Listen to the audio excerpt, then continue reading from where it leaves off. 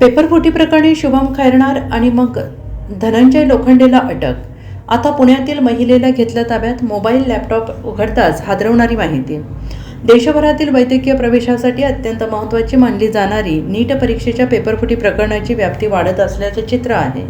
अशातच नीट परीक्षा पेपरफुटीनंतर राज्यात देखील कारवाई सुरू झालेली असून नाशिकच्या शुभम खैरनार याच्यानंतर दुसरा संशयित आरोपी धनंजय लोखंडे यास विशेष पथकाने ताब्यात घेतलेला आहे. मूळचा अहिल्यानगर जिल्ह्यातील राहुरी तालुक्यातील रहिवासी असलेला आणि सध्या पुणे जिल्ह्यातील वाघोली येथे वास्तव्यास असणारा धनंजय लोखंडे याला विशेष पथकाने ताब्यात घेतलेला आहे.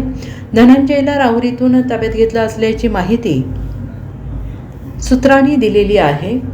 स्थानिक वरिष्ठ पोलिसांना मात्र अद्याप याबाबत कोणतीही अधिकृत माहिती दिलेली नाही. दरम्यान काल 12 मे CBI पथकाने राहुरी तालुक्यातील महाडिक सेंटर या मूळगावी चौकशी केली असल्याची माहिती सूत्रांनी दिली आहे.